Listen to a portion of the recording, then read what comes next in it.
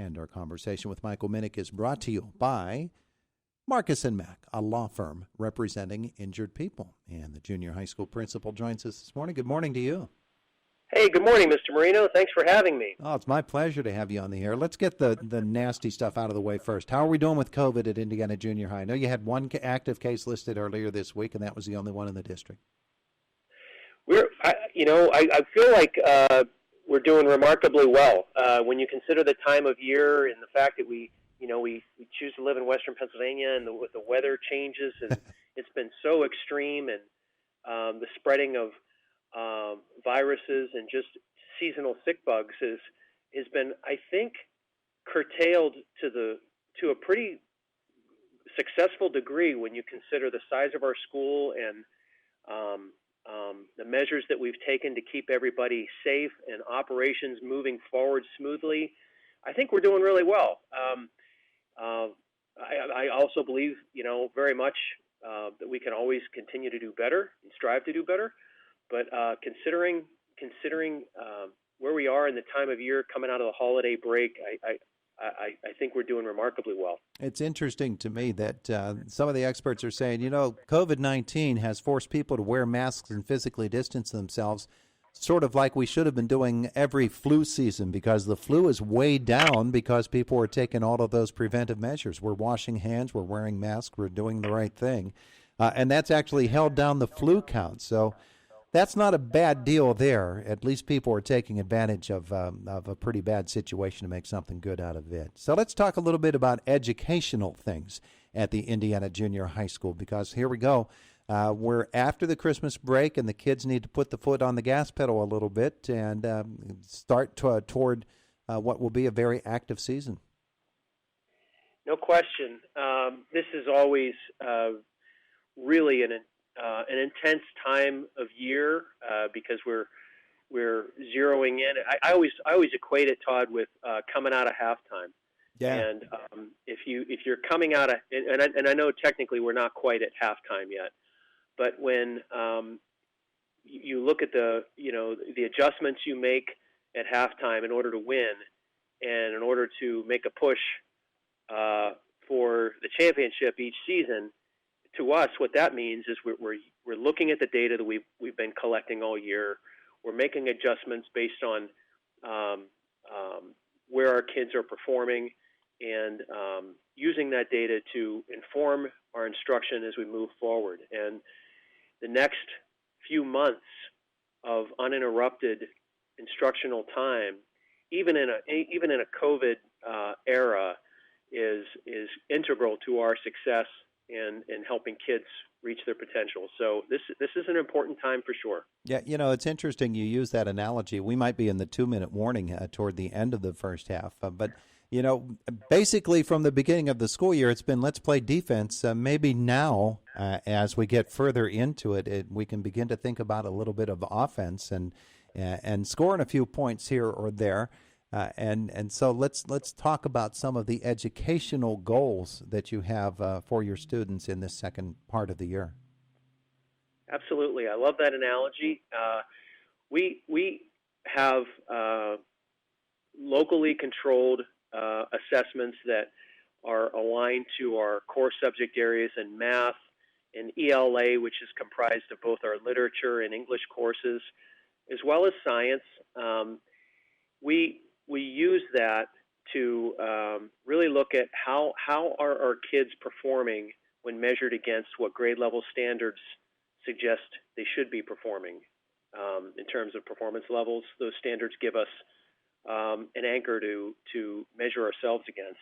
And with our tier, we not to use too much educational jargon, the tier one focus is the focus on our whole population is what instructional strategies are we going to zero in on today and for the foreseeable weeks before we remeasure and recalibrate those instructional plans.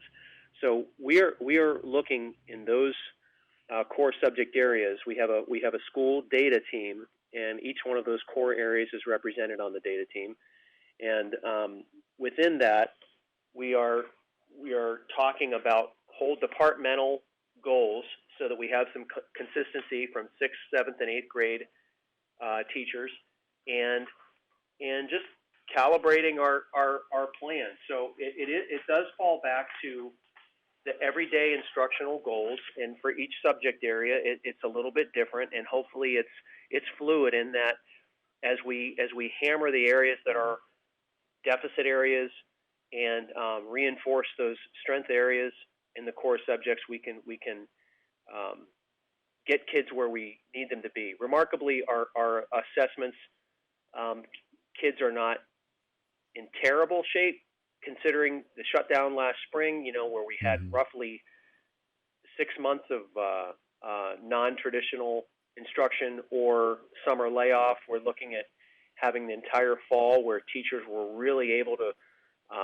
get their Google Classrooms set up and develop more synchronous learning options for kids that were not physically in the classroom. And I feel like our teachers have really met the moment. Our leadership has met the moment. It is a continuous work in progress, but we're pushing now to make sure that we're reaching those grade level standards. And it's a race against time. There isn't one singular area that stands out as a weakness across any of these departments, but there are commonalities and trends that we see in data that makes our teachers adjust their instruction to raise these areas that kids need to be, and honestly, that's our game plan every year, regardless of a pandemic. Every cohort of students that comes through each grade have different strengths and different deficit areas that force us to look at the data and to just sort of calibrate what we're doing. And it parallels the athletics analogy more than you may realize. To go on the offense, you're right. We started off with a defensive posture, just trying to stay safe, and maintaining safety is the primary thing. But now I feel like we've done a good job maintaining a safe school environment. We have been thinking, okay, we really got to raise the bar with academic performance. Our teachers have been, there's a healthy amount of pressure that they put upon themselves to continue to push that. And I would be remiss if I didn't say how proud I am of our team here, that I feel like we take our craft very seriously, and looking to get better. Is I left a meeting literally minutes before getting on air with you, where the administrative and counseling team at the junior high were just talking about these very elements and how we can utilize our schedule as a framework to do exactly what we're talking about. We're talking with Indiana Junior High Principal Michael Minnick this morning. Is there one subject area or not that is more conducive to, well, let's put it this way, that is more problematic when it comes to online learning? And is there a difference between that performance based upon whether it's synchronous or asynchronous? Yeah, I do think some courses have tools for teachers to use that lend themselves more readily for synchronous learning opportunities or online learning opportunities. Make no mistake, I don't think that there is I don't believe there's a substitute out there for face-to-face direct instruction when you have a teacher, because I have always said that the teaching and learning game is the ultimate endeavor in humanity, and by that I mean is that we're learning to capitalize on individual strengths, but also learn from mistakes, learn from deficit areas, and as you know, that's part of the human nature is to make mistakes and to fail and to pick yourself back up. So there are tools for the core subject areas that allow us to do that from a distance learning perspective.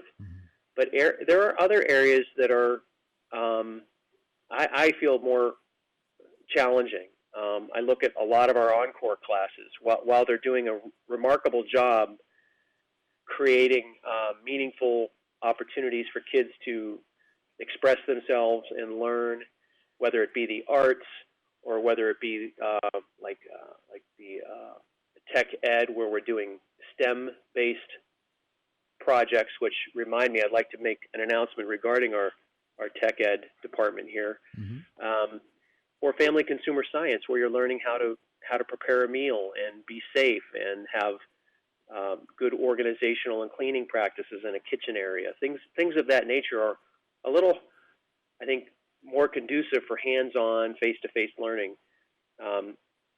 In math and science and literature and English, we have educational software and programs that help do that from afar. So I don't know if it's any easier, but there are certainly more tools out there for the core subjects to have distance learning. I still think, though, the face-to-face is the best option for most learners, especially at this age. Absolutely. All right. I don't want to run out of time before you make your grand announcement here. I just want to congratulate our tech ed department. We have 2 teachers that are so committed to STEM education, Mr. Scott Harrington and Mr. Michael Dolges, who joined our team several years ago. These gentlemen were recently recognized by ITEEA. They're an International Technology and Engineering Education Association, and our junior high program was selected as the 2020-21 Program Excellence Award winner. So essentially, they were recognized by a national program saying that our junior high tech ed program is a program of distinction and of excellence. And for the efforts they've put into things like 3D printing, laser cutting, graphic design, robotics, coding, these are such critical, current, and forward-thinking skills and opportunities for our kids to be educated in relevant, applicable content, whatever they choose their life path to be. It's a wonderful award for them. It's a great acknowledgement for the commitment that our school district has made to improving our STEM education programs. I just want to acknowledge my gratitude and hopefully continue to spread that mindset of continually forward-thinking and creating excellent programs that prepare our students. Well, that is certainly worthy of recognition, and congratulations to both of those gentlemen. Michael Minnick, thank you so much for visiting with us today. It's always my pleasure. I appreciate it. It's very it's a great opportunity to reach out to our community, and I appreciate your support, and I wish everybody a wonderful 2021, and encourage you to make it a great day. There you go. Fabulous. Wear a mask and be safe. Thanks, Mike. Thank you, sir. Have a great day. You too. It is the voice of Indiana County, WCCS 101.1 FM and AM 1160. AM 1160. AM